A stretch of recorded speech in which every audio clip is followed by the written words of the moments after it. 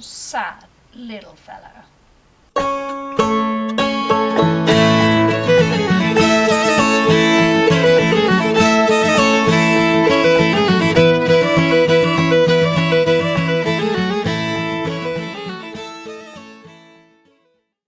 Hey folkies, Emelie Waldken here. Today's a bit of a sad day.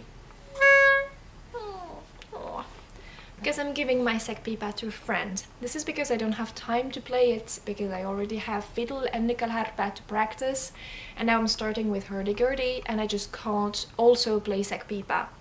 So I thought it was a good reason to make a video about traditional wind instruments from Sweden. In this video I'm gonna basically talk and present to you a couple of traditional and very Swedish folk instruments, but I'm also going to talk about more modern or not typically Swedish instruments that are also used in the Swedish folk scene nowadays. Bagpipes in Sweden, as in the rest of Europe, were pretty common from the end of the Middle Ages to many centuries after that. The first sources in Sweden about bagpipes are some paintings from the 14th century in some churches. And they were pretty common up until the 19th century, and then they got less and less common. We don't exactly know why, but apparently fiddles and probably other instruments just took over. And in the beginning of the 20th century, there were kind of no bagpipes, nothing that was considered traditionally Swedish. Up until 1981, when Leif Eriksson, a bagpipe maker, started to dig into the old information that he had. So some texts, some old recordings, very few, some mentions of bagpipes, and a bunch of old bagpipes conserved in a box in a museum. So he took those old bagpipes and tried to make some new ones, to rebuild them, to give life back to the Swedish SÄCKPIPA. So SÄCKPIPA is the Swedish word for bagpipe, and it's also the name of the Swedish bagpipe. So Leif first copied the old instruments, and very quickly he started to improve them, to add features that were not on the old ones, to change the keys, to try different technical new things on those bagpipes. And his work got recognition thanks to especially one person, Per Gudmundsson, who was a very known fiddler at the time, recognized folk fiddler, and who got interested in SÄCKPIPA and played it and recorded an album, which is actually called SÄCKPIPA. And this brought attention to the work around the SÄCKPIPA and also gave it some value, because a well-known fiddler was interested in the instrument and playing it. Since then, the SÄCKPIPA has got new players, new people interested in it, and it has evolved. The first models had only 6 holes and 1 thumb hole for the upper thumb, and they were tuned in A minor with a blue third. So the third note of the scale was neither major nor minor, but blue, right in the middle. We also use in Swedish the term neutral third. So some improvements were brought to these new bagpipes. For example, a tunable drone, so you can change from D to E, which is very precious. And also some double holes that allow you to play in other keys like major and minor. This one can't play the blue third, but is actually playing major or minor. And you can also have some double holes that can be covered with wax if you don't want to have them open, or with little rubber straps. Not that pretty, but very useful. The SÄCKPIPA nowadays is an instrument that is very polyvalent. It can play lots of different things, and that's very appreciated for playing many different tunes and not just in one key and everything. You can tune the drone. It's pretty easy to play because you have those kind of holes, so you know where to put your fingers. It's easy to have them at the right place. And you can play many tones, and also it's an instrument that is not very loud. Compared to other bagpipes, SÄCKPIPA is a quite quiet pipe. So you can play indoors and you can play with other instruments. It's a little bit louder than a fiddle, but you can still play with a fiddle and even with an instrument that is quieter than that, for example a harp, and you can still jam together and the harp is not totally overpowered. So that's very interesting for jamming together with a SÄCKPIPA. The players that I can tell you about a bit are first and foremost ol'jansa. who has been my main source for the information about the history of the SÄCKPIPA. He has an amazing website about SÄCKPIPA with lots of information, also how to play the instrument, some easy tunes to start with, how to tune it, how to take care of it, because it's a lot of maintenance. So I'm gonna put this link in the description, and I highly suggest that you check this website if you're interested in SÄCKPIPA. It's really a bible, so thank you a lot, Olle, for the work you have put on display on your website. There is also Anders Norudde from Ghana. So Ghana, its popularity and success helped popularize also the SÄCKPIPA and make it more well known. Anders is also playing in a band called Blåbergens Borduner, and they have 3 SÄCKPIPA players in this band, so it's really also a band to check if you like this instrument. And I'm also gonna mention the duo Drom, which is Anna Runnefors and Erik Askupmark. There are more players, I just don't know all of them. SÄCKPIPA is not a very well-known instrument in Sweden. It's not everywhere, it's not extremely common, but it is there, and you will very probably meet some at a Swedish folk music festival. Also makers, well, I have mentioned Leif Eriksson. There is also Alban Faust, who is quite renowned. And in case you live not too far away from Zurich in Switzerland and you're interested in SÄCKPIPA, please tell me, because a friend of mine builds SÄCKPIPor, so this one is one of his. They're good, and he knows about the instrument. He is able to repair it, to tune it, and to do the maintenance job that is needed. So in case you're interested and you're in the region, that's good to know.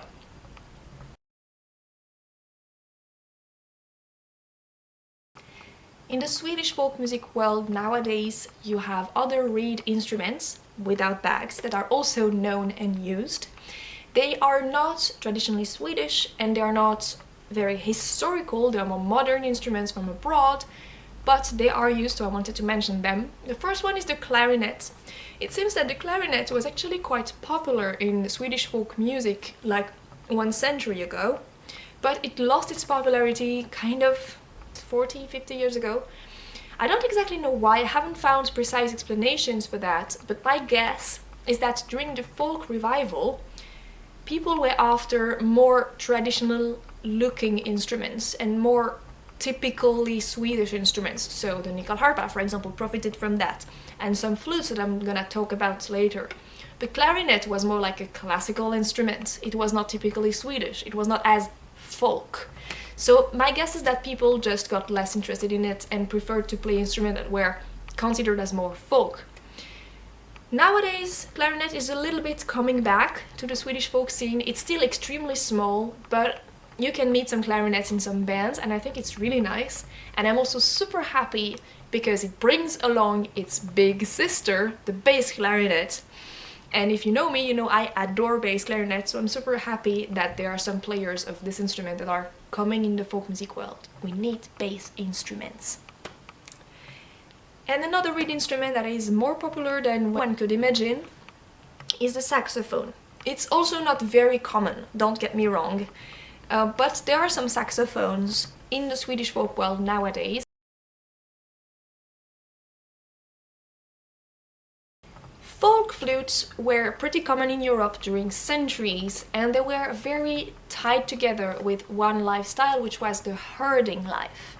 So people who were following cattle, and those shepherds and shepherdesses needed instruments that were easy to carry around. And flutes are just perfect for that, because they're so tiny you can have them in a pocket. So folk flutes were a bit like the instrument of herding people. With industrialization during 19th century, herding lifestyle became less and less a thing. The population started moving from the countryside to these big cities, and so the herding lifestyle was dying out. And many folk flutes sadly died out with it. Still, there are a couple of flutes that are still known today and used in the Swedish folk music world, so I'm gonna talk about those now. First one is the SÄLGFLÖJT from Dalarna. SÄLGFLÖJT is the name in Älvdalian. In Swedish it would be spelpipa, and you can also find the name låtarpipa. It was not very well known nor considered up until the 20th century, but with the work of some people, and especially Magnus Bäckström in 1980, who published a little booklet called Jag blåste I min pipa, it got a little bit more well known and more recognized, and nowadays it's like maybe the most prominent Swedish folk flute. The second flute I'm gonna talk about is the HÄRJEDALSPIPA. As its name is saying, it's coming from Härjedalen. It's a close relative to the spilopipa. This flute also got quite forgotten, almost lost, except for one player, ol'jansa, who was born in the end of the 19th century, better known under the name ol'jansa. He recorded a couple of tunes, like 35 tunes or something, and he gave some information, and those were somewhere in the archives. But apart from him, there was not much known about this flute up until the 1980s, when 3 people started to work on a project called Musik I Härjedalens skogar förr och nu, which means the music in the forest of Härjedalen in the old times and now. Those people were 2 prominent musicians, Emelie and Mats Berglund, and one instrument builder, Oskar Olofsson. And they worked on this project, and this led to a CD in 1990 called HÄRJEDALSPIPA, just very simple. So it's a CD that is focused on this flute. And I highly recommend you to buy it if you're interested in the flute or not, because it's beautiful, very beautiful music, really. Also recently there has been another CD that was released by Göran Månsson, who is a very prominent flute player in Sweden, and it's called ol'jansa. So it's about this flute player from Härjedalen. The HÄRJEDALSPIPA is a little flute that has 6 holes, and the basic ones were in A minor with a blue third, so again with a neutral third that is in between major and minor. And for me this is really the characteristic of the instrument, what is the nicest and the most interesting about this flute. But nowadays you can find it in different keys and also in major and minor and with different options. There are 2 little flutes I want to talk about as well, and those are from Jämtland. One is the Offerdalspipa, which is quite similar to the HÄRJEDALSPIPA but always in major. And you have also the BJÅRSKPIP, so that's dialect for björkspipa, the birch flute. And the history of this last one is extremely interesting. I found a very good research and project that he's presented online in English, and I'm gonna put the link in the description because I think it's really fascinating to read that. I was really excited when I read the whole thing, so I don't want to tell the story less well than the person who has written it and who has actually worked on the project. Now there is one more flute that is quite special that I want to talk about. And this is the SÄLGFLÖJT. It's also found in Norway under the name SÄLGFLÖJT, so it's pretty much the same, and it means the willow flute. The SÄLGFLÖJT is a harmonic flute, so it doesn't have any holes, and you have only a harmonic scale that you can alter by putting your finger at the hole at the top, basically. And this flute has many variants. Basically there is no standardized SÄLGFLÖJT, so you can find very long ones, shorter ones, different keys, different tones. Now let's get out of the folk flutes for a little moment, out of the herding lifestyle, and talk about one instrument that is not typically Swedish, but that was used in Swedish folk music and still is. This is the wooden transverse flute. So exactly like the Irish flute in wood, usually ebony, with some keys or without. And this flute was apparently played quite often in the southern part of Sweden, especially Skåne. And the tradition has died out, I don't exactly know why, but it has been kind of forgotten, maybe to the profit of fiddles once more.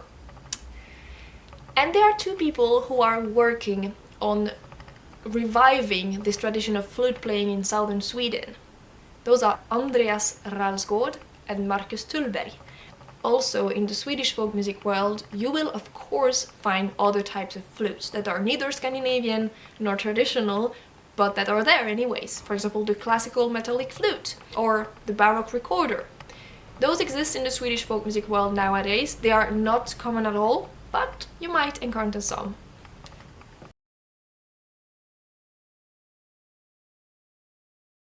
Horns are also part of the herding lifestyle and the music associated to it, but in a different way than flutes. Flutes were considered leisure instruments, instruments for melodies, for cheering up other people, for playing for dancing. While horns were considered more like tools. They were not really music instruments, they were more communication tools.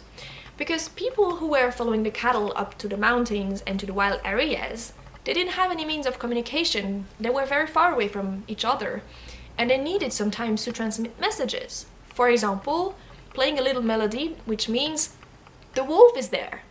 Or I have lost a cow. Oh, don't worry, the cow is back. Or even having a little melody meaning you, like your first name, and you can play it and other people will know, ah, Birgitta is in the farm today, for example. So horns were actually closer in their use to kulning. I don't know if you know this type of singing that was also used as a communication device for people who are very far away. This type of music that is music but also like communication and tools for working is called vallmusik, so the music of the valleys and mountains, and it's a bit like a subcategory of folk music. It's not played for dancing, for example. Nowadays it's not really played anymore for working because the herding lifestyle has sadly disappeared, but it's still played like for concerts, and it's also a big part of the romantic imagery of the shepherds and beautiful girls in folk costumes. So you will find images of like the countryside girl in her folk costume with a horn, for example, blowing a horn. I'm gonna talk about two different types of horns. First ones are the cow horn or goat horns. Those are not open, but basically it's super easy to make. You just take a horn of one of the animals that is dead and you just cut the tip so you have a hole there as well, and you blow inside like a trumpet. Depending on how long the horn is and how big and thick and everyone and the size of the hole, you will get different notes. The scale is the natural scale, but on some horns there are some playing holes as well. So it depends, it's very varying. Also, it's one of the oldest instruments of humanity. There are some horns and blowing horns that have been found from the Iron Age. Today, as said, it's not really played except for some concerts, but there are also some competition of horn players in Sweden. And the second type of horn is the NÄVERLUR. Lur is a word for horns, like in the sense of playing horns. And näver means in Swedish bark, usually birch bark. So apparently the oldest models of NÄVERLUR were just like pieces of birch bark rolled up into cones and blown through, exactly like the horns from the cows. Actually, those instruments have been also found in other parts of the world where there were birch forests, for example in Northern America, before the European colonization, and I think also in Siberia. The name NÄVERLUR nowadays is not exactly correct, because now you don't have those horns just made out of birch bark, but usually you have a hard, solid core of wood, usually spruce wood, and then you have the birch bark wrapped around the wood. And NÄVERLURs don't have any playing holes, so they are only playing a natural scale, and they can vary a lot. So I have seen some that are as short as 80 centimeters, and I've also seen and actually played on one that was more than 2 meters long. So they can have different lengths and therefore different bass notes, basically. So this was my little presentation of wind instruments in Swedish folk music. I hope you enjoyed it.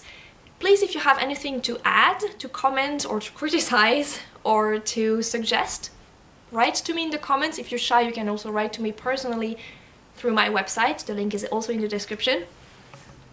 And if you like those videos and you would like to see them go on and I hope become better, please consider having a look at my Patreon page. That's one of the best ways to support me directly and support what I'm doing with those videos and also with my music and my teaching.